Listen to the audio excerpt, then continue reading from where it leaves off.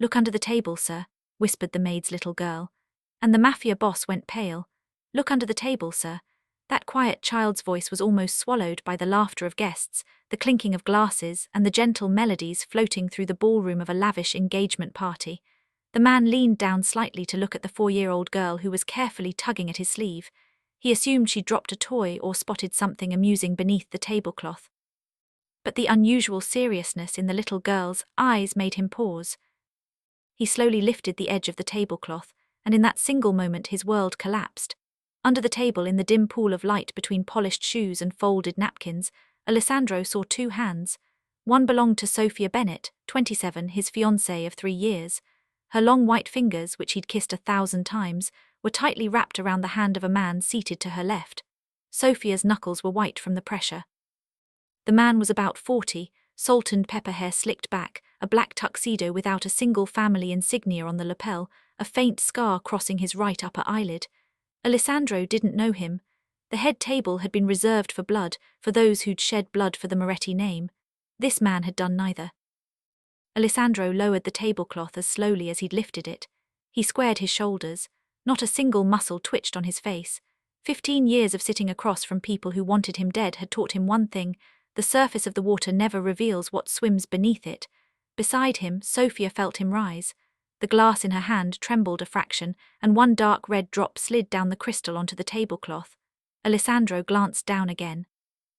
Emma stood 2 steps behind him, the 4-year-old daughter of the housekeeper in a pale pink dress, a small sketchbook pressed to her chest. She was silent. She only raised one tiny finger to her lips, the same gesture she'd made a minute ago, and stepped back into the shadow of a tall floral arrangement. Alessandro lightly touched her shoulder and whispered, "Thank you." Then he straightened to his full height. He raised his wine glass, smiled at the guest across from him, a Sicilian shipping magnate, and answered the question that had been asked half a minute ago. Then, with a light movement of 2 fingers along the stem of his glass, he signaled the head maitre d' by the wall. Dessert would be served early. The evening would end an hour earlier than printed on the cards. The string quartet, catching the secondary signal, seamlessly transitioned to a slower piece, one Alessandro had chosen years ago as a quiet sign that the evening needed to close. He turned to Sophia and folded her cold hand in his. "Are you tired?" She didn't meet his eyes. She only nodded once. The silver-haired man had already withdrawn his hand. Now he was bringing a linen napkin to the corner of his mouth, as if nothing had happened under that tablecloth. Alessandro's gaze found him for half a second. No anger, no accusation, no heat whatsoever. And it was precisely that absence of feeling that made the man swallow. Alessandro raised one finger. Vittorio Romano, 45, his right hand for 2 decades, stepped forward from 2 paces behind the head table, silver at the temples, a lean build, an unchanging glass of whiskey in his hand. Alessandro leaned in and spoke one sentence into his ear. "Watch the man on Sophia's left. No one should know." Vittorio inclined his head slightly and slipped out through the side door.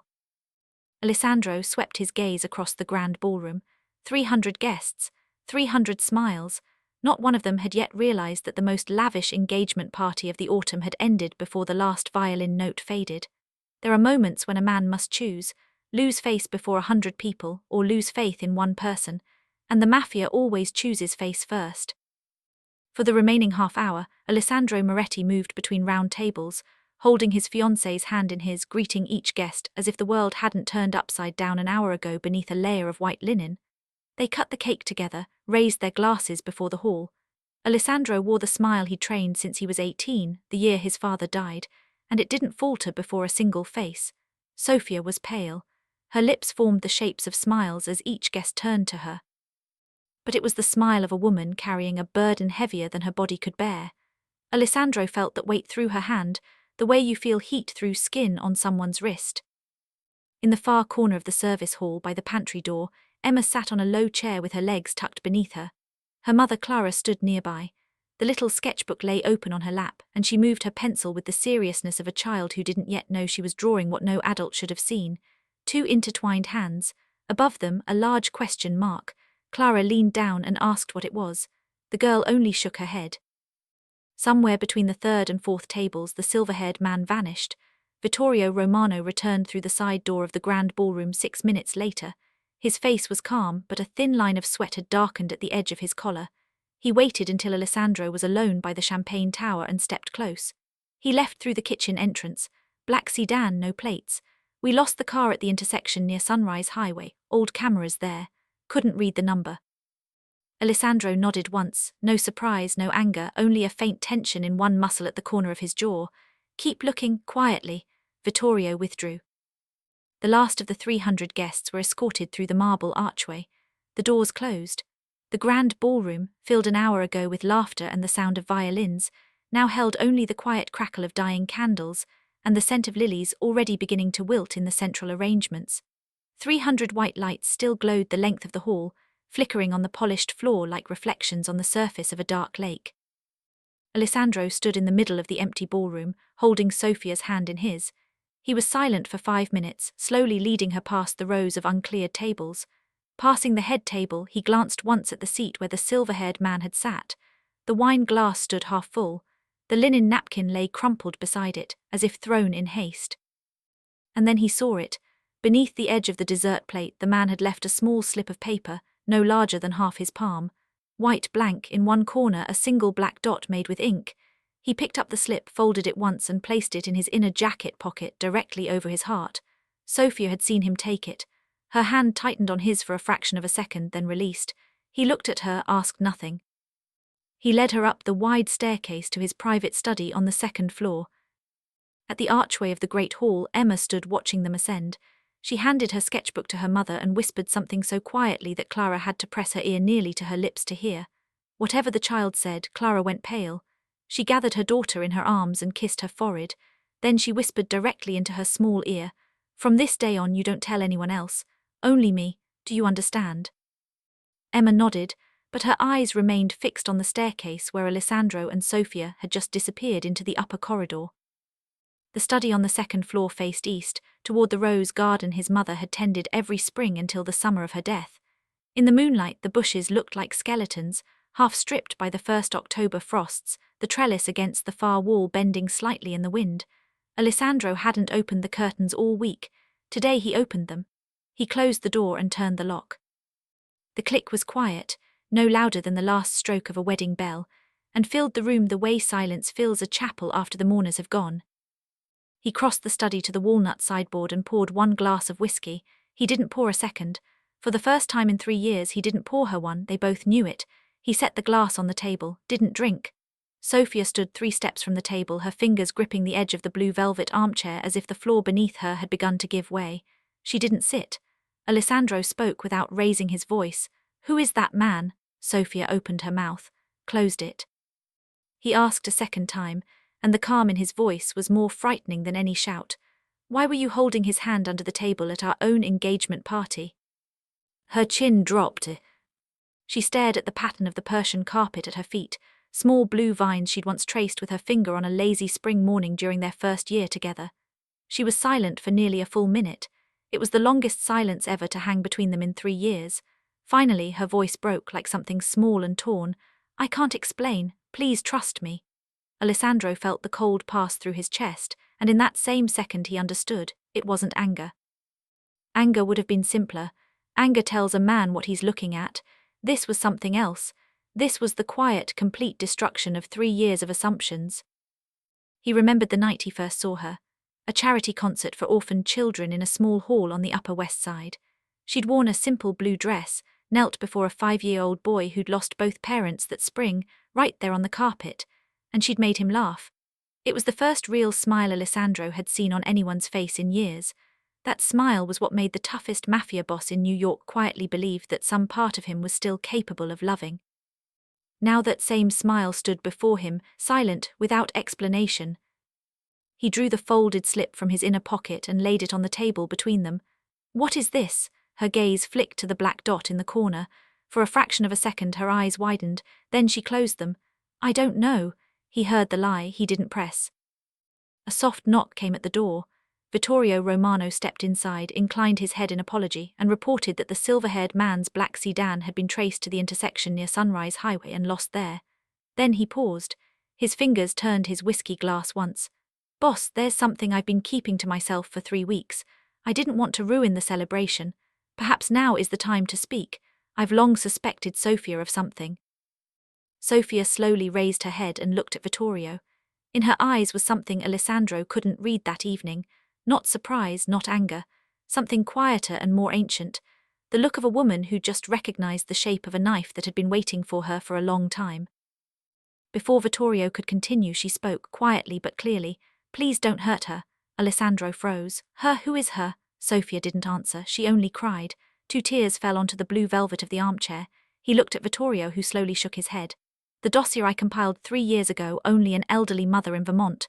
No brothers, no sisters, no dependents." Alessandro told Sophia to go to the bedroom on the 3rd floor. He didn't raise his voice. 2 guards were posted at the door, not to imprison her, he told himself, only to ensure nothing unusual happened until morning. Sophia walked past him without turning her head, but at the threshold of the study, she paused for half a second and said, without looking back, "Thank you for the last 3 years." It wasn't the phrase of a traitor, a woman planning to flee in the night, or a woman wishing him harm. It belonged to an entirely different book, the vocabulary of someone who had already accepted a loss she couldn't explain. But Alessandro's mind that night wasn't clear enough to hear the shape of it. He heard the words, not their form. She left. The door closed. Vittorio Romano crossed the study, closed the door once more as if sealing it, and sat in the chair across the desk. Over the next 20 minutes he laid out, one by one, everything he claimed to have carefully observed over the preceding 3 weeks.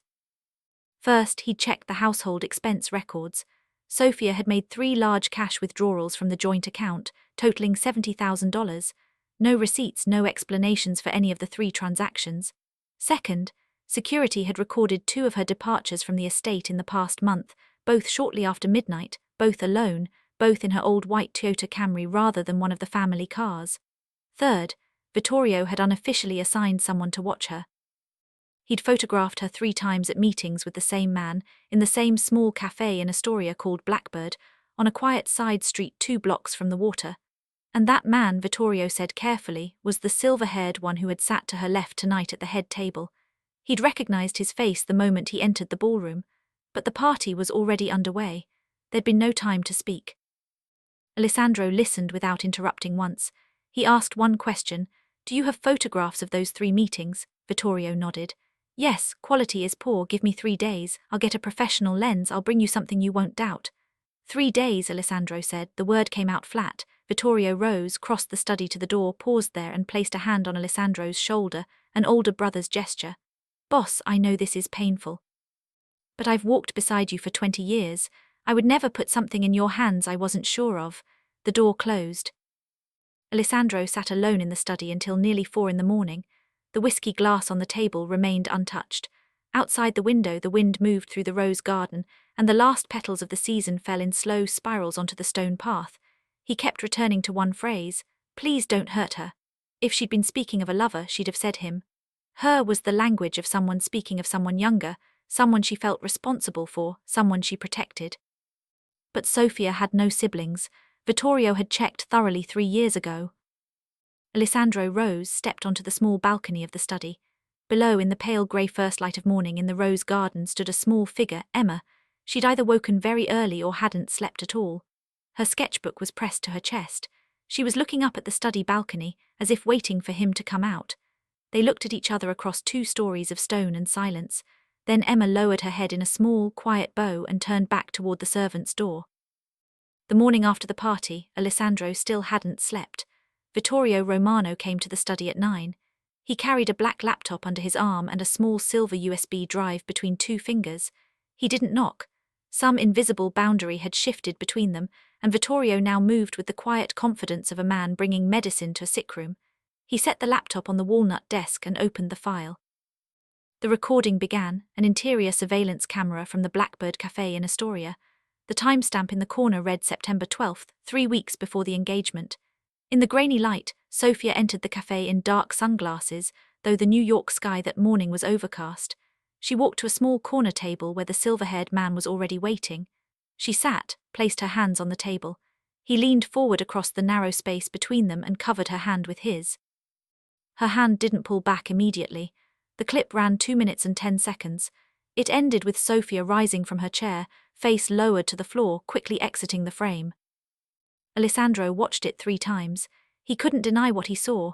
In the footage, Sophia appeared subdued, but not subdued enough for her suffering to justify her actions.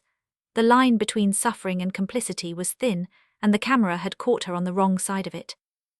On the second morning, Vittorio returned. This time he carried a thin folder. Inside was a printed record of a wire transfer from an offshore account into Sophia's personal account at Chase Bank. The amount was clean and round, $100,000. The date of the transfer was September 25th, 2 weeks before the engagement. Alessandro had never transferred such an amount to her personal account. Household expenses went through a separate account he managed himself. In 3 years, she'd never asked for money, and never, as far as he could see, checked the balance. Vittorio explained that he'd asked an old contact in the bank's anti-money laundering division to trace the source. The transfer had been made through a shell company called BlackRock Holdings, registered in Panama City. No public information on the actual owner existed. The corporate agent was a local Panamanian attorney who handled anonymous registrations for hundreds of clients a year. Alessandro held the folder in his hands and looked at the number, 100,000, printed in black ink. He tried to imagine Sophia opening an account, checking the balance, seeing that sum and saying nothing for 2 weeks. The picture in his mind wouldn't form. Instead, he kept seeing her in the kitchen one morning in a silk robe, holding a cup of coffee in both hands, telling him about the book she was halfway through.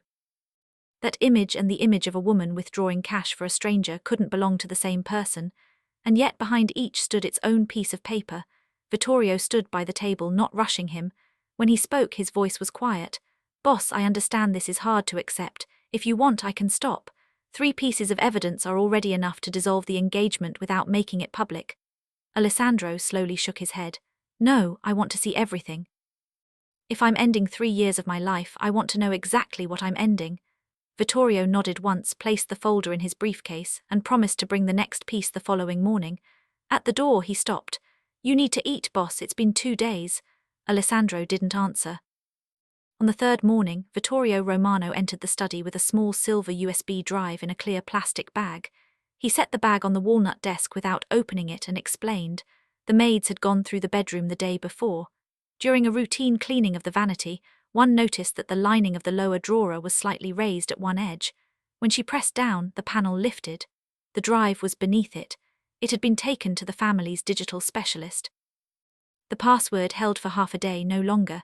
Vittorio opened the list of files on the laptop and turned the screen toward Alessandro. One folder appeared, Manifest 2024. Alessandro opened it. 6 subfolders unfolded, one for each of the Moretti ports along the Brooklyn and New Jersey coastlines.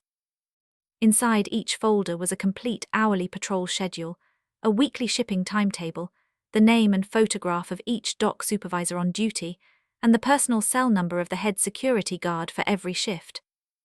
Alessandro scrolled slowly. His jaw didn't move. He recognized the file format immediately. It was the internal template accessible to only 3 people in the family, himself, Vittorio, and the director of port operations. He looked up. Sophia had no access to these files. Vittorio nodded slowly. "Exactly. That means someone passed them to her, or worse, someone inside the family is working with her." Alessandro didn't answer. He closed the folder, shut the laptop, and placed both hands flat on the desk. On the 4th morning, Vittorio came for the last time. He carried a single sheet of paper. It was a printed call log from the carrier's database. The number at the top of the sheet was registered to a name, Sarah Miller, and the address on file was the Moretti estate itself. 7 calls in the past 3 weeks, all outgoing, all to the same New Jersey number. Vittorio had already traced the recipient. The number belonged to the silver-haired man from the Blackbird footage. The last call had been made at 10:47 p.m. on the night of the engagement. It lasted 9 minutes and 20 seconds. Alessandro took the sheet in his hand, 7 timestamps, 7 small black lines of evidence. He looked out the tall study window. Below, the rose garden was stripped bare. Almost all the petals had fallen. Only bare stems remained along the stone path. 4 layers of evidence stacked one on top of another: video footage, bank transfer, sealed family documents, call log. 4 walls closing in around him. Not a single gap through which to look out. He sank into the chair behind his desk and pressed both palms to his forehead. Vittorio stood beside him in silence, simply waiting. Nearly 10 minutes passed. Alessandro raised his head. His voice was dry and level. "Prepare the announcement. Tomorrow I'll see her for the last time." Vittorio inclined his head. Yes, boss. At the door he paused once more. Boss, I want you to know I did this with the utmost respect for her.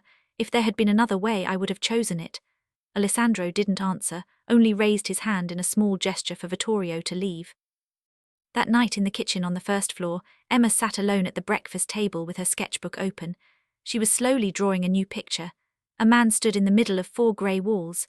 In each wall a door, all 4 doors were closed. Clara passed behind her daughter, looked at the drawing, didn't ask the girl why she'd drawn it that way. Saturday morning came grey and slow, exactly 1 week after the engagement. Alessandro summoned Sofia to the study just after 9. He laid the 4 folders on the walnut desk in a single row, the video on the open laptop, the bank transfer folder, the printout of the sealed port documents, the single sheet of the call log. 4 papers, 4 walls arranged like a verdict no court would ever see. She entered in a simple grey wool dress. In 7 days she'd lost noticeable weight, her cheekbones stood out higher than he remembered, her hair was pinned back with a simple clasp. She didn't look at the 4 folders, she looked only at his face. Alessandro spoke in a voice already half dead. Do you have anything to say? Sofia opened her mouth, closed it, opened it again. Each time she nearly began, a small Polaroid photograph appeared before her inner eyes, the one Vittorio had placed in her hand in the coffee shop 2 weeks ago. A young man tied to a wooden chair, his face covered in fresh bruises, his lips split open, and below the image, a line written in unfamiliar handwriting, "Say 1 word and you'll lose him forever." She couldn't risk it. She spoke 3 words, her voice broke on the last, "I'm sorry." Alessandro waited for another sentence. None came. He rose from the chair, walked to the tall window and turned his back to her. He looked out at the empty rose garden. His voice was dry as stone. "The engagement is over, all invitations will be withdrawn, all wedding contracts cancelled. You have 1 hour to leave this house." Sofia nodded slowly. He didn't turn around. "The ring, leave it on the table." She approached the table. Her fingers found the small clasp on the back of the platinum band. Her hands trembled so badly it took nearly a full minute. She removed the diamond ring, placed it on the first folder, directly beside the bank transfer printout. She straightened, took a long breath, and spoke the last sentence she would ever say to him in that house. "You gave me the 3 most peaceful years of my life. I will never forget them." Alessandro didn't turn. His shoulders were rigid as stone. She walked to the door. In the corridor outside, Emma was waiting. She wore a soft pink cardigan and in both hands she held a folded sheet of paper which she held out. On the drawing, a woman in a blue dress stood beneath a large oak tree. In the sky above the tree, 1 red question mark. Sofia knelt and pulled the little girl close. It was the first time since the night of the party that she allowed tears to fall openly. She whispered into Emma's ear, "Keep this for me here, don't show it to anyone." Emma nodded and pressed the paper into her small fist. Sofia rose, crossed the grand hall, and stepped through the tall front doors. A black taxi was already waiting beyond the wrought iron gate. Vittorio had arranged it. She climbed inside without looking back. On the 2nd floor, Alessandro stood at the window and watched the taxi roll down the long driveway past the tall pines until it disappeared. 3 years of his life had dissolved into the silhouette of a black car. Emma stood at the open front door, her sketchbook still pressed to her chest. She watched the driveway until the taxi was out of sight. Then she turned and walked inside. She climbed the wide staircase to the 2nd floor. At the study door she stopped. Through the small gap she saw him, still standing at the window, 1 hand pressed to the glass, his shoulders shaking. She didn't enter. She placed her small drawing on the threshold, turned and quietly walked away. 4 days after the black taxi had disappeared through the autumn gates, Alessandro hadn't left the study, hadn't gone to the Manhattan office, hadn't met with the other families, hadn't answered the phone that rang 3 times every morning. Vittorio Romano quietly managed everything in his place. "The boss needs time to rest," he told the lieutenants. The word spread through the network, and the empire continued to move without its head. Alessandro sat in the black leather chair facing the window. It had been his father's chair. The leather on the armrests was polished smooth by 40 years of the same weight leaning forward. He didn't drink. The bottle of Japanese whiskey Vittorio had brought stood untouched on the sideboard. He didn't eat. Clara brought a tray 3 times a day and took it away almost untouched 3 times. On the 2nd night, he opened the small drawer of the desk and took out the square diamond ring Sofia had left behind. He slowly turned it in his palm. The stone caught the dim light of the desk lamp and threw a small, clean fire onto the ceiling. He remembered the night he'd proposed, that summer sky over the western garden, the stars thick above them. They'd walked out under the old oak. Sophia had laughed and cried at the same time, and the laugh came first, unprotected, before she realized what he was holding in his hand. That laugh couldn't have been acted. He'd studied faces for 15 years. From 10 paces he could tell false from real. But if the laugh couldn't have been acted, how had she ended up with her hand around a stranger's beneath the linen of their own engagement party 3 years later? He had no answer. By the morning of the third day, one small detail began to trouble him. Please don't hurt her. Her, not him. Not the language of a woman protecting a lover, the language of a woman protecting someone younger, someone she felt responsible for. But Vittorio had checked thoroughly 3 years ago. No brothers, no sisters. And there was that phrase spoken at the threshold before she left. You gave me the 3 most peaceful years of my life. Peaceful. The word of someone who had known fear before she found peace. He'd never asked about the years before their meeting. 3 years ago at that small charity concert, she'd come alone in a simple blue dress and low heels, said almost nothing about her family, only that her mother lived in Vermont and her father had died long ago. In 3 years he'd never met her mother. Sophia always said the woman's health was frail and she couldn't travel. Had she been hiding something from him all this time? On the 4th day, shortly after noon, Clara knocked softly at the study door. She brought in a tray and set it on the table. This time she didn't turn to leave. She stood at the edge of the desk, her hands folded before her in hesitation. Finally she spoke quietly, carefully. Forgive me, boss. Emma has been standing outside the door since morning. She wants to know when you'll come out to the garden. She says she has something to tell you. Alessandro looked at her. For the first time in 4 days, he looked directly into another person's face. He nodded, rose from the chair. Outside the study door, Emma sat on the floor with her sketchbook on her lap. Her gaze lifted at the sound of the door, bright and waiting. In the western garden of the estate grew a tree older than the house itself, a vast oak nearly 100 years old, its trunk so wide a grown man couldn't circle it with his arms. Beneath its low branches, 2 thick ropes held a wooden swing. Alessandro's father had tied those ropes when Alessandro was 4, exactly Emma's age now. The ropes had been replaced twice in 3 decades. The seat never had been. Under this oak his mother had loved to sit and read in the afternoons. She'd died of cancer when he was 10. The last book she'd opened still sat on the shelf in his study, the pages folded at the place she'd stopped. Emma took his hand and led him into the garden. Her small palm was warm in his cold one. She climbed onto the swing. Her feet didn't reach the ground. Alessandro stood behind her and pushed the swing gently, for the first time in his life performing this gesture. He didn't quite know where to put his hands. He learned in 3 swings. Several minutes passed in silence, only the dry rustle of leaves in the oak above them and the faint creak of the old rope. Emma didn't turn her head, only asked quietly, "Are you sad, boss?" He didn't answer, continued pushing the swing. After a few more swings she spoke again. "Miss Sophia will come back." His hand stopped. He walked around the front of the swing and sat on the grass so his eyes were level with hers. The morning dew hadn't yet dried from the lawn, it slowly soaked through the fabric of his trousers. He didn't notice. "Emma, she's gone, she's not coming back." Emma bit her lower lip. Her small hands intertwined on the cover of her sketchbook.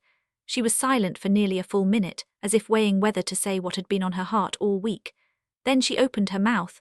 "Sir, the night before the party I saw Miss Sophia standing here alone, right when the sun was setting. She was standing right here under this tree. She was crying very hard." Alessandro froze. He asked her quietly to tell him everything from the beginning, slowly, exactly as it happened. Emma closed her eyes the way small children do when they're trying very hard to remember the truth of something. She was standing under the tree. She was talking on the phone. She was crying very hard. She kept saying, "I'm sorry, I have no choice, I have no choice." "So many times, sir, I couldn't count." "Did you hear anything else?" Emma nodded. "She said, 'If I do this, will you let him go?' And then she cried even louder. And then she said, 'Please don't hit him anymore, he's still too young.'"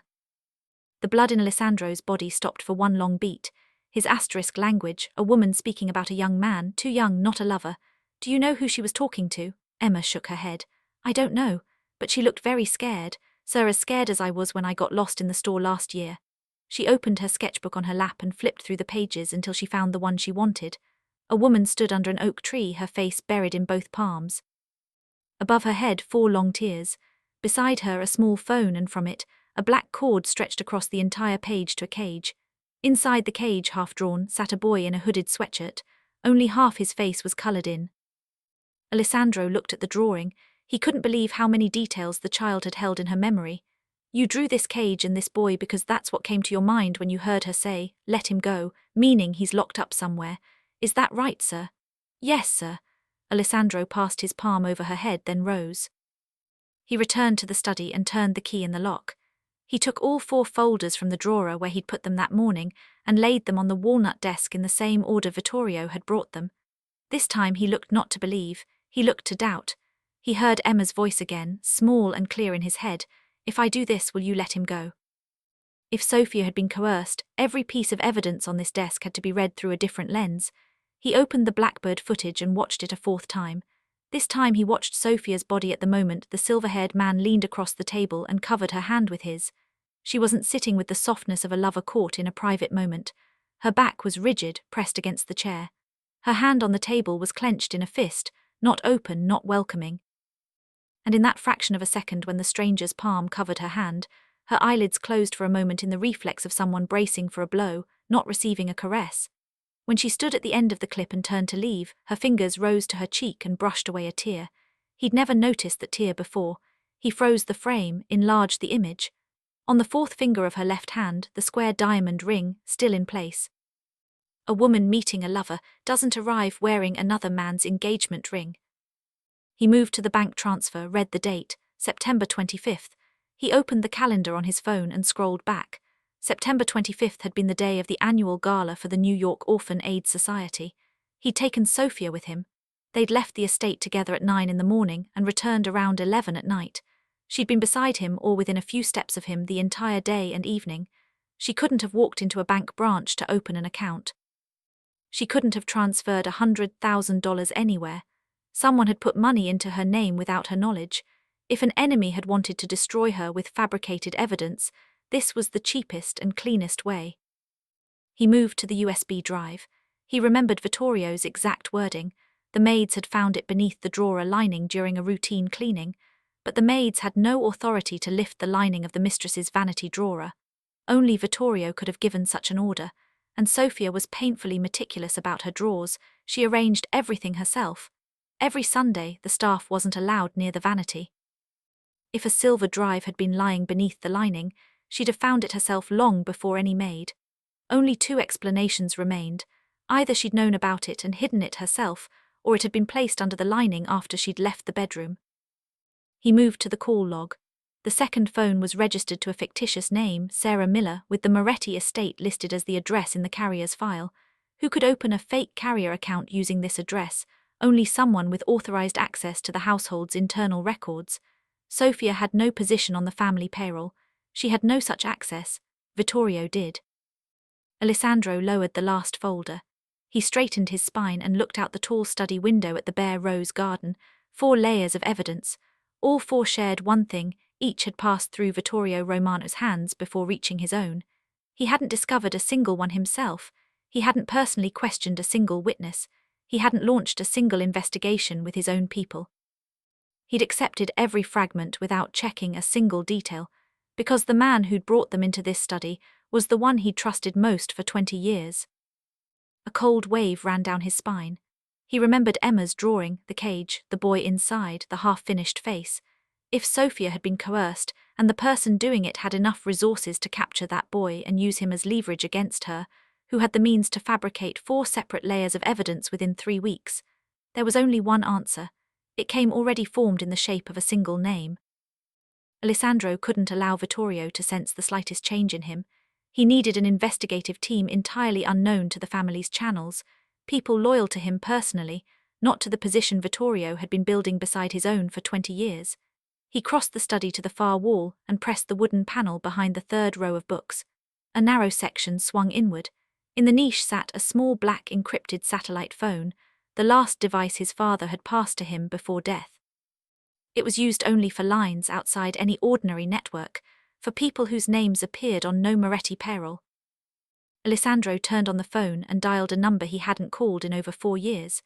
Enzo answered on the second ring, as if he'd been waiting his whole life for that call.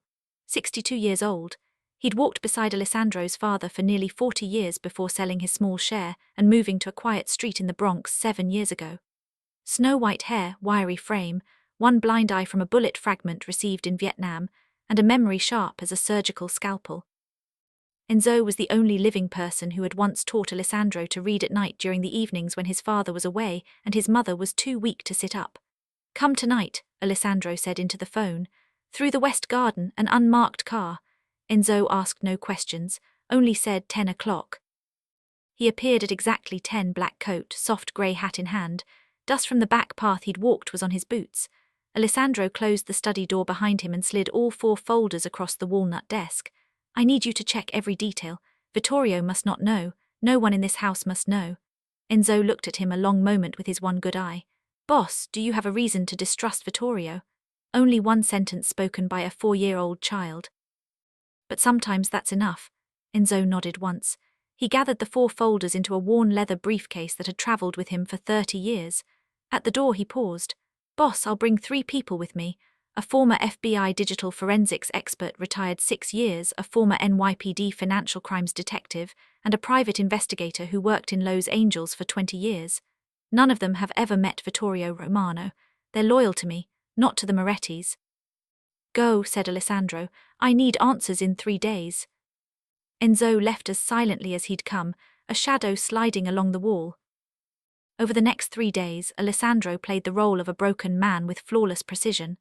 Every morning he met with Vittorio, listened to the daily port reports, the shipping updates, the disputes with the Colombo interests over the Sunset Park lots. He nodded where needed, signed the papers Vittorio placed before him. He said he needed a few more days of silence before returning to the Manhattan office. Vittorio's sympathy was flawless. One morning he brought a bottle of aged Japanese whiskey and set it on the sideboard. "The boss deserves rest after all of this," he said quietly. Alessandro thanked him. He didn't open the bottle.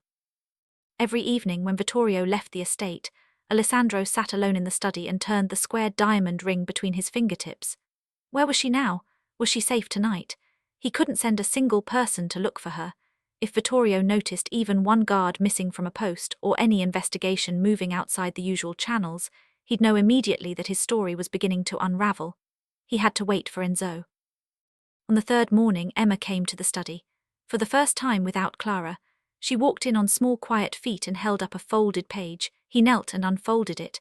4 rectangles drawn one above the other in a stack of papers, and below them, rising from the bottom of the page, one grey adult hand, fingers gripping the lower sheet as if intending to lift them all.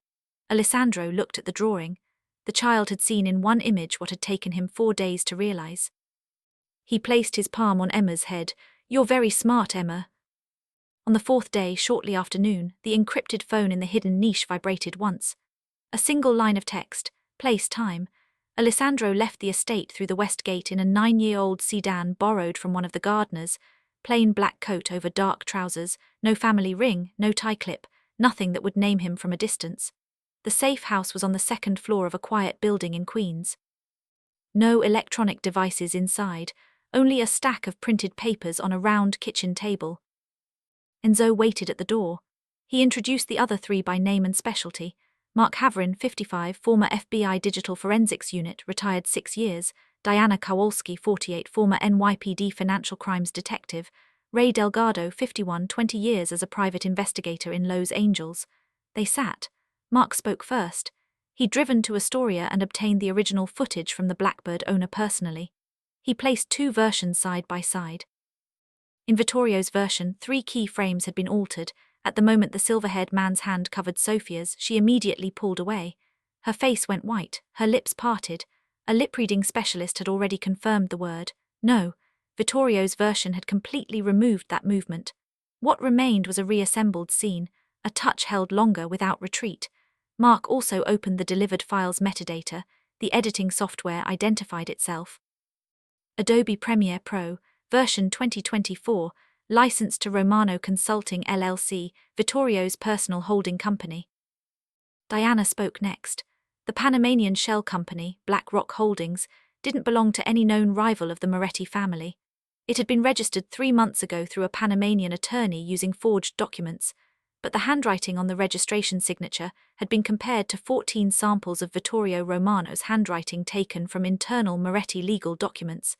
Match probability, 97%. Ray spoke third. The internal files on the USB drive contained a hidden metadata layer identifying the machine on which they'd been created. The MAC address matched Vittorio Romano's workstation in the Manhattan office. The files had been created 6 days before the engagement, during a 2-day window when Sofia was in Boston on a solo trip to visit a university friend, without a phone connected to the Moretti server. She couldn't have created those files. Ray also had a second discovery. The fake phone line registered to Sarah Miller had been opened in a small telecom shop in New York. The shop kept a 90-day video archive. He slid a printed still frame across the table. At the counter stood Vittorio Romano, leaving a signature on the paperwork. Grey-blue suit, silver at the temples, the same familiar whiskey glass Alessandro had watched him hold for 20 years. Alessandro sat motionless for 40 minutes, didn't speak, didn't raise his water glass. Enzo finally looked across the table. "Boss, all 4 pieces of evidence passed through one man's hands before reaching you, and that same man created them." Alessandro was silent for a long time, then asked Diana one question. "Every hidden financial flow for the last 5 years. Everything, bring it." Diana opened the second folder. 7 offshore accounts under 7 different assumed names, total volume exceeding $30 million, 10 times what Vittorio had legally earned in his entire career under the Moretti name. 3 of the 7 accounts showed transfers over the last 5 years to rival families in Chicago and Miami. Vittorio had been selling Moretti port intelligence for at least 5 years.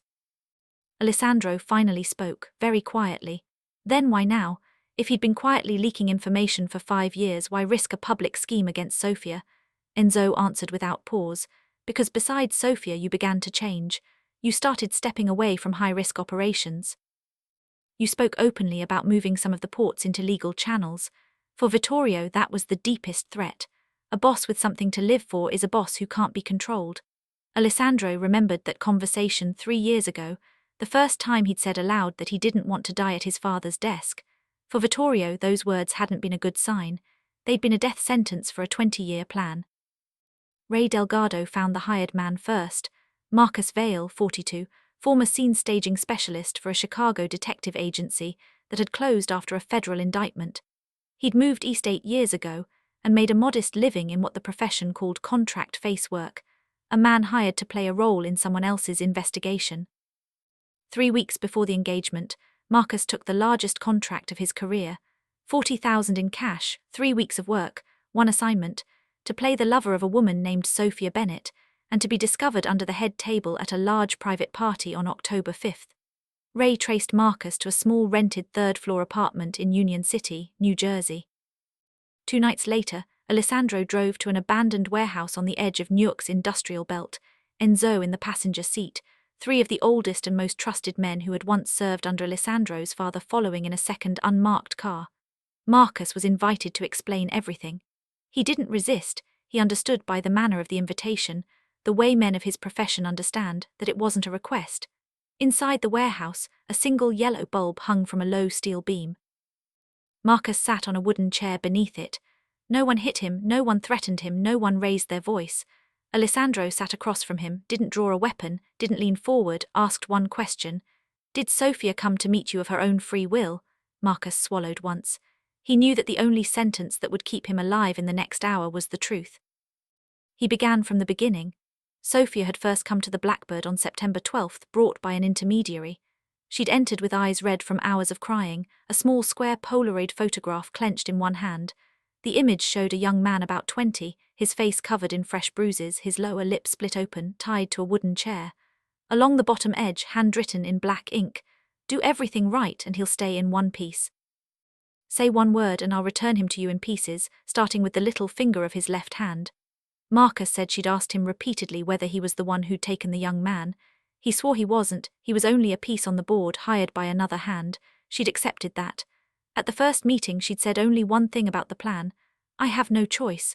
At the party, do exactly as you're told. Don't let him see me cry. He's already suffered enough." Over the next 3 weeks she'd come to the cafe 3 times, each time in dark glasses hiding swollen eyes, each time no more than 5 minutes of conversation, just listening to instructions, then out to the sidewalk.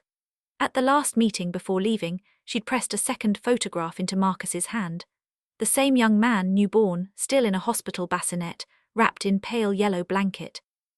She'd said, "If you ever see this boy's grown face anywhere in the world, please tell him that his sister loved him very much." Marcus had turned the photo over. In the corner in small handwriting was a name and date, Daniel Reeves, July 4, 2003. He'd kept that photograph in his wallet for 3 weeks. Now he passed it across the space between 2 chairs to Alessandro. Alessandro took it. The boy in the bassinet had Sophia's eyes. He sat silent for a long time, then rose, placed the small photograph in his inner jacket pocket, directly over his heart, next to the folded slip with the single black dot he'd taken from the engagement party table. He turned to the warehouse door. Before stepping out, he paused. "You saved her. If I let you live tonight, you disappear from the East Coast within 48 hours. No forwarding address, no name I'll ever hear again. If Vittorio Romano finds out you're still breathing, he'll kill you before I can reach Sofia." Marcus nodded once. Alessandro returned to the estate just before 3 in the morning. The house was silent, only the low ticking of the grandfather clock in the great hall marking time. Clara had left a small dish on the study sideboard. He didn't touch it. He spread a clean sheet of paper on the walnut desk, sketched 3 columns, 3 tasks. All 3 had to begin simultaneously, the same day, the same hour, otherwise none would work. Task 1. 2 of Enzo's most reliable men would take positions at the small rented room in Queens, where Sophia had been living since the morning she'd left the estate.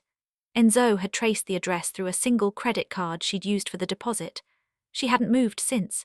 His men would be dressed as building maintenance workers, in the corridor and in the alley behind the house, around the clock. Not approaching her, not speaking to her, only ensuring hour by hour that she was alive and that no one was reaching for her. Task 2, a 4-man team moved to the location where Daniel Reeves was being held. Alessandro had studied the Polaroid photograph closely during the drive back from Newark. On the reverse side, barely visible but still readable under the desk lamp, a small round stamp. He recognized it. It was the logo of a Polaroid developing shop that had operated on 1 block in Elizabeth, New Jersey, for nearly 20 years and closed 10 years ago. The building still stood empty. The film left over after closing had gradually been picked up by people who didn't want their prints developed in ordinary places. Whoever had photographed Daniel had used a camera loaded with that abandoned film.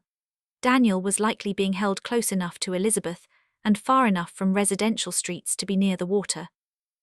Enzo assigned the team to Vincent Marini, 45, former U.S. Marine, later a specialist in private hostage recovery, a man who'd once carried a diplomat's daughter out of a Beirut basement on his shoulders after 17 hours in captivity. Task 3, call Vittorio. This was the most delicate of the 3 moves. Vittorio couldn't be taken openly. If he sensed his story was falling apart, he'd have time to give 1 order over 1 phone line, and Daniel would be dead in the 12 minutes it would take Vincent to lock down any address. He had to be lured to the estate, believing he'd already won. At 9 in the morning, Alessandro made the call. He kept his voice thin and worn to the edge, the voice of a man who hadn't slept in 3 days. "Come to the estate this afternoon. I need to talk about handing things over. I can't continue in this role." Vittorio's voice on the other end adopted the perfect note of concern. "Boss, don't rush, don't decide anything while the wound is still fresh." "No, I've decided, this afternoon." He ended the call and sat alone through the late morning. He opened the small Polaroid again and looked at Daniel's battered face. He heard Emma's quiet voice beneath it. "He's locked up somewhere, isn't he, sir?" He thought of Sophia, 3 months of waking with the same photograph, 3 months of knowing that 1 word spoken to the wrong ear and her brother's little finger would come back to her in an envelope. 3 years beside her. 3 years in which she'd hidden Daniel, not because she didn't trust him, but because she understood better than he did that the enemies of a mafia boss used every soft place the boss possessed. She'd been right about the danger. She'd only been wrong about the man. Around noon, Vincent came through on the encrypted line. His team had reached Elizabeth. 4 buildings in a 2-block industrial zone matched the profile. They were narrowing the circle. Enzo reported from Queens. Sophia hadn't left the rented room in 4 days. Delivery at the door, no visitors, no calls on the small phone she'd bought for cash at a corner store the day she'd arrived. Alessandro checked the clock. 3 in the afternoon. Vittorio would arrive in an hour. He set the board, 4 original folders laid out on the walnut desk in the same order Vittorio had once brought them. The bottle of Japanese whiskey Vittorio had given him sat untouched beside them. In the small adjoining reading room, Enzo and 3 of the oldest men from his father's generation waited in silence, weapons ready, a hidden camera already recording from the ceiling beam of the study. At exactly 4, Vittorio Romano stepped through the tall front doors of the estate.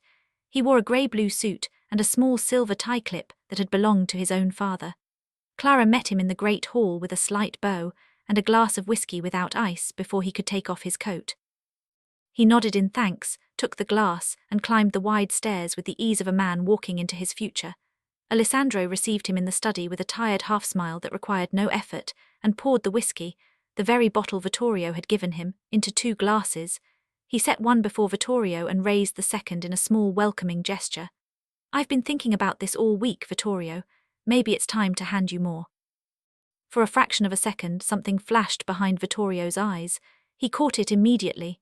Alessandro had been waiting for exactly that, and he saw it. It was enough. Vittorio forced his voice to careful modesty. "Boss, don't rush. Sofia is still too fresh a wound. Don't let decisions outrun feelings." Alessandro shook his head. He slid a thin folder across the desk. "Here's the transfer plan. 6 ports, 3 shipping companies, 2 customs warehouses. Legal assets stay with me. The underground passes entirely to you." Vittorio picked up the folder, read slowly, page 2, page 3, page 4. His eyes couldn't fully hide the satisfaction rising behind them. 20 years of quietly standing second had finally opened the door to first. For nearly an hour they discussed details, which lieutenants Vittorio would keep, which he'd replace, how the division with the Colombo interests in Sunset Park would be closed under his hand. Vittorio emptied his first glass. Alessandro poured a second. Then, near the end, Alessandro raised his own glass and looked Vittorio directly in the face across the walnut desk. "You know, Vittorio, I realized one thing this week. Some people spend 20 years building a single trick. And one sentence from a 4-year-old child is enough to unravel it all." Vittorio froze. His hand trembled, the glass tipped a fraction over the desk, and a drop of whiskey fell onto the Persian carpet at his feet. He forced a light laugh. "Boss, what are you talking about?" Alessandro didn't answer. He picked up the internal phone from beneath the edge of the desk, pressed the receiver 3 times. The study door opened. Enzo entered, followed by the 3 oldest men who had once served under Alessandro's father, coats folded over their arms, in their hands 7 thick folders. 2 others stood at the doorway with weapons lowered along their thighs. Vittorio half rose from his chair, his hand moving toward his inner jacket pocket.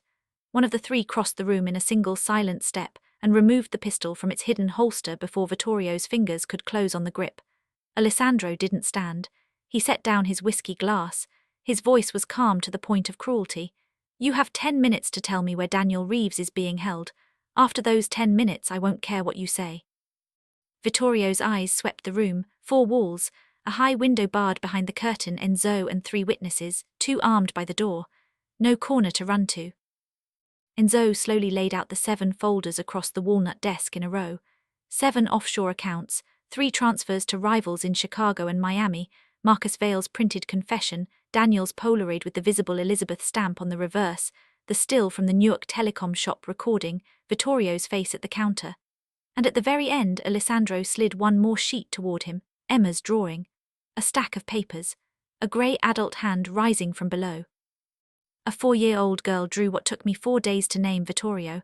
"You have minutes left." Vittorio slowly, heavily sat back down. His face of 20 years finally cracked. Beneath it there was no other face, only emptiness like a mask painted from the inside. He laughed once, a small dry sound. "You know, boss, I've been waiting for this moment for 20 years. Not the moment of becoming first, the moment you finally saw me, truly saw me." Alessandro looked at him. For the first time in 20 years, he was looking at Vittorio Romano's real face. It wasn't the face of a brother. It was the face of a man who'd spent half his life in quiet hatred. "Why?" Vittorio straightened his back. His voice oddly became clean as glass. "Because your father killed my father when I was 9 years old.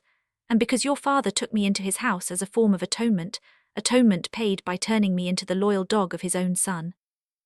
Vittorio continued speaking. Sofia had never been the target. She was only the sharpest instrument available, the one he'd waited 2 decades to place in Alessandro's hand, aimed at the softest part of all the Morettis, the capacity to love. For 2 full years after she'd first entered Alessandro's life, Vittorio had watched her from a distance, intercepted her mail, tracked her friends, traced the small monthly transfer she made from her personal account to a Boston address. He'd found her only weakness, Daniel Reeves, 21, a final-year composition student at Berkeley, her half-brother on her father's side, the same father who'd secretly maintained a second family for 9 years, hidden from his wife.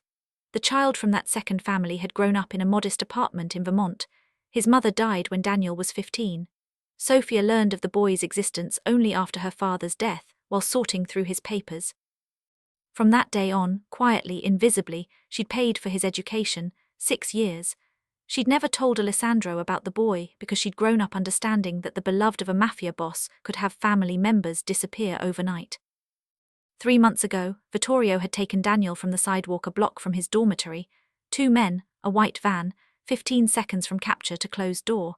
He'd hidden the boy in a low basement in Elizabeth's industrial belt. 3 weeks later, through a chain of intermediaries, he'd reached Sophia. One Polaroid slid across a cafe table by a courier she never saw again. The instructions that followed became each link of what had happened at the head table on October 5th. Alessandro asked one question. "Were you ever going to let the boy go?" Vittorio smiled. There was no warmth in it anywhere. "No, boss, I was going to kill them both. Once the wedding was cancelled, I'd have staged her suicide and his accident. I needed you to believe she'd taken her own life from remorse. Only then would the last human part of you close forever, and I'd be the only person you still trusted. My plan required your absolute solitude." Alessandro rose, turned to the door, didn't glance back at Vittorio. He spoke to Enzo without raising his voice. "Take him to the wine cellar. No contact with anyone, no phones. I need Daniel alive before I decide what to do with him." Enzo took Vittorio by the shoulder and led him out of the room. As the door closed behind them, the encrypted phone in Alessandro's inner pocket rang. The screen showed no number. He answered. A calm male voice. "Boss Moretti, I assume Vittorio has begun to talk. I have bad news for you. I'm holding the last ledger. Vittorio was only the signatory." Alessandro froze. That number had been called by only 3 people in his entire life. All 3 were currently within 100 meters of him. The voice continued. "My name is Franco Delaney. I worked with Vittorio for 8 years. He owes me 10 million for executing this contract. Since Vittorio is no longer in a position to pay, I've come to collect directly from you. I currently have Sophia Bennett and Daniel Reeves with me. If you want both to remain alive, drive to warehouse number 7 in the abandoned section of Red Hook Pier. You have 40 minutes. Come alone. If I see a single person within 500 meters, you'll hear 2 shots through the phone and the call will end." The line went dead. Alessandro moved fast. He reached the encrypted line Enzo answered on the first ring. "Franco took Sophia. Your 2 men in Queens, check the corridor now." 30 seconds later, Enzo was back on the line. Both men were down in the stairwell of the building. Neither would regain consciousness for an hour. The rented room was empty, furniture overturned, signs of struggle at the window. In that same second, Vincent Marini came through from Elizabeth. His team had reached the basement. Daniel had been held there, but the concrete floor still held the warmth of a recently removed chair. The basement had been cleared about 3 hours ago. Franco had played first, cleaning the entire board before Alessandro could even sit down. Alessandro drove himself, his black armored SUV, alone. Autumn rain began to fall quietly on the windshield as he crossed the Brooklyn Bridge. He thought of Sophia, the first morning he'd brought her coffee, her eyes opening over the rim of the cup. The night under the stars that had seemed closer than they were when he'd asked if she would spend the rest of her life beside him. He thought of Emma, one sentence that had saved the entire story. "I'm sorry, I have no choice." Warehouse number 7 stood at the end of a row of rusted containers. 3 stories of concrete, no windows on the first floor. He killed the engine 200 meters out and walked the rest of the way along the wet pier concrete, past rows of rusted containers. The rain intensified. The smell of salt from the harbor rose under his collar and settled there. He pushed the tall steel door open. The first floor was dark, only one yellow bulb burning at the center of the wide space, suspended from a low crossbeam on a piece of worn wire. It swung slowly in the draft from the open door. Beneath it, 2 wooden chairs. Sophia was tied to the first, her face white as chalk, hair fallen from its clasp in dark strands across her cheek, lips cracked and dry. But her eyes, when they rose to him, were clear, alive. Daniel Reeves sat on the second chair, thinner than the newborn in the photograph promised. Fresh bruises layered over old ones along his jaw, his head tilted to the side, but he was breathing. Behind the 2 chairs stood a man Alessandro had never seen in person, silver hair combed in a single line, a long black coat to his knee. In his right hand, a SIG P226 lowered along his thigh.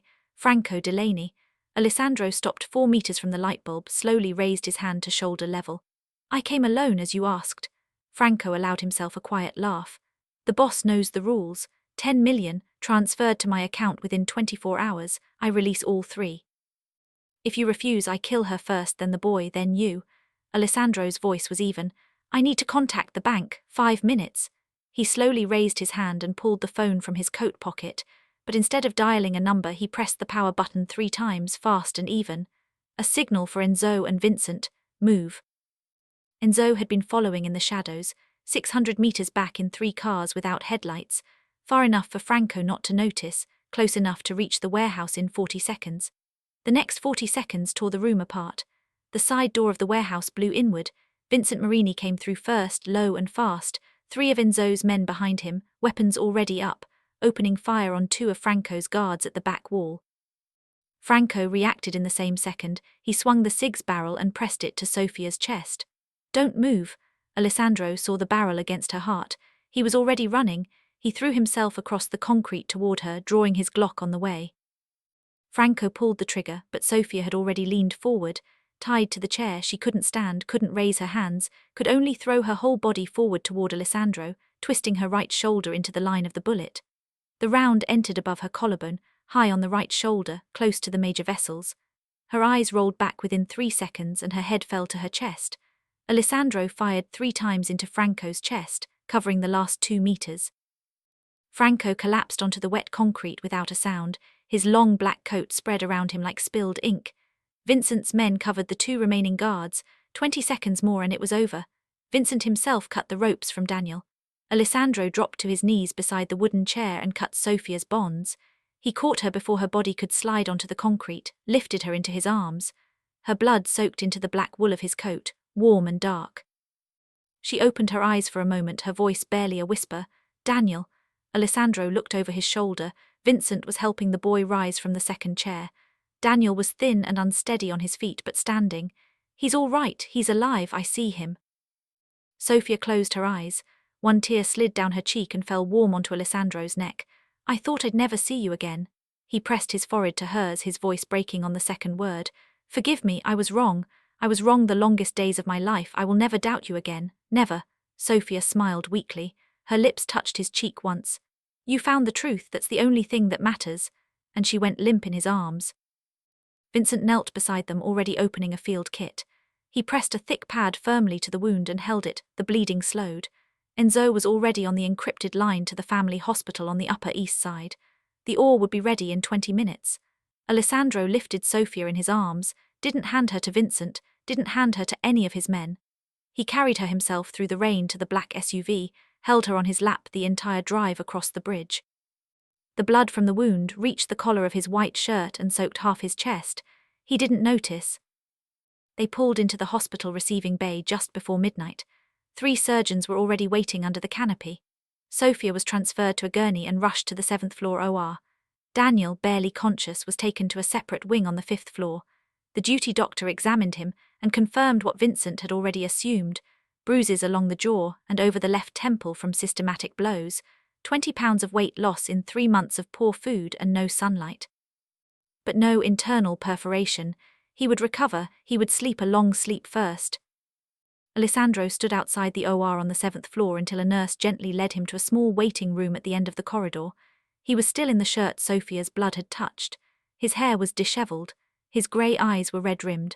Enzo came in 20 minutes later with a clean shirt from someone's locker. He held it out. Alessandro shook his head. He wanted to keep that shirt until she woke up. It was the last way to feel she was still alive beside him. Clara arrived around 3 in the morning. Emma's small pink coat was thrown over her shoulders. The girl held her sketchbook in both hands pressed to her chest. Her eyes were heavy with sleep and completely alert.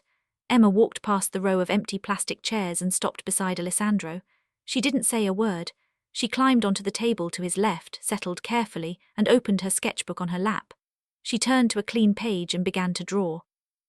Alessandro looked down at the page as her small pencil moved.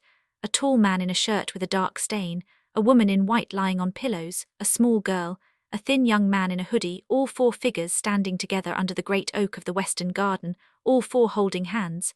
Alessandro looked at the drawing and said nothing. His throat was too tight for words. He placed his palm on Emma's head for a long second. 4 hours passed like 4 years. Enzo brought coffee. Alessandro didn't drink it. Vincent came up twice from the 5th floor to report on Daniel. The boy had taken a small bowl of broth and fallen back into a deep, calm sleep, pulse steady, breathing clear. At 5 in the morning, the double doors of the OR swung open. The lead surgeon came out, tired face, calm eyes. The bullet is out, no major arteries touched, the lung is intact. She lost a lot of blood, but the transfusion came in time. Her shoulder muscle will need weeks of physical therapy, but she'll live fully. Alessandro rose from the plastic chair, walked past the surgeon without a word, and entered the recovery room. Sophia lay in a white bed, her right shoulder tightly bandaged, an IV in her left arm. Her face was pale, her breathing even. He sank into the chair beside the bed and took her cold hand in both of his. He leaned in and pressed his lips quietly to her forehead. "I will never let you go from me again." She opened her eyes weakly, saw him, and smiled. "And Daniel, is he safe?" "He's safe, he's sleeping in the next wing. I'll bring him to you as soon as you want." She closed her eyes, a small smile remained at the corner of her mouth. Then she opened them again and asked very quietly, "Emma, is Emma here?" Alessandro nodded once. "Yes, she's been drawing in the corridor outside for 4 hours." Sophia's smile widened, tired and real. "She saved the 3 of us." Alessandro squeezed her hand harder. "One 4-year-old girl, sometimes that's enough." 3 months later, the wedding took place again. Not 300 guests, only 30. Each of them had stood beside Alessandro during the 11 longest days of his life. The venue was the western garden of the estate, directly beneath the great oak where Sophia had once stood at twilight, crying into her phone. Sophia wore a simple white dress. A narrow ivory ribbon lay across her right shoulder, softly over the small pink scar above her collarbone. She told Alessandro weeks ago that she would never hide that scar. It was proof of the second, when she'd thrown herself toward him without stopping, without thinking. Daniel Reeves stood beside his sister as her witness. His face had healed. His hair was neatly trimmed. The light had returned to his eyes. He'd finished his final semester at Berkeley through a distance program and would receive his diploma in the spring. Enzo stood beside Alessandro, his first black suit in 7 years of retirement. Clara sat in the front row, both hands pressed to her lips, her handkerchief wet long before the ceremony began. Before the ceremony, in a small dressing room, Emma came quietly to Sophia, wrapped her arms around her legs and whispered, "I'm sorry, ma'am. If I'd remembered the crying under the tree sooner, you wouldn't have hurt so much." Sophia knelt and pulled the girl to her chest. "My Emma, you saved me. You saved the boss. You saved my brother. Without you, none of us would have come home." At the ceremony itself, Emma wore a small white dress with a pale pink sash. She walked down the aisle with careful pride, holding a red velvet pillow with both hands. At its center lay 2 gold rings. She stopped between the bride and groom, looked up at each of them in turn, and held out a ring to each, so they could place them on each other's fingers. After the vows, Alessandro and Sophia announced that they were beginning the process of formally adopting Emma. Clara broke down in tears. Sophia stepped down from the low platform and wrapped her in a full embrace. "Emma will always have a mother. I'm not replacing you, but from today on, Emma has a whole family." In the study, the square diamond ring that Sophia had once placed on the walnut desk was back on her finger, for good, and on Alessandro's desk now stood a small glass case.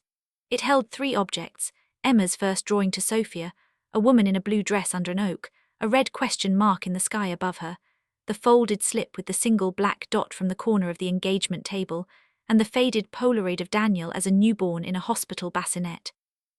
3 objects, 3 witnesses to love, nearly drowned by 4 layers of fabricated evidence. Alessandro would keep these 3 objects beside him for the rest of his life.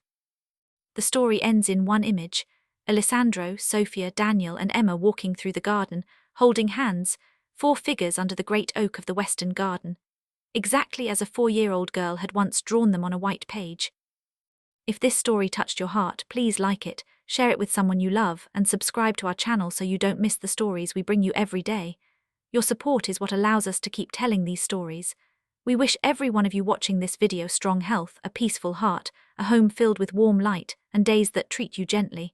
Take care of those you love. Take care of yourselves.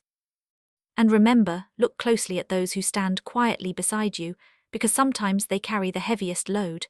Goodbye until the next story. But this is only the beginning of the story. What happens next will change everything. Secrets will be revealed, lives will be shattered, and love will be tested in ways you never expected. If you want to see part 2, here's what you need to do. Like this video, it shows us you want more. Subscribe and hit the bell so part 2 appears immediately, and comment part 2 so we know you're ready.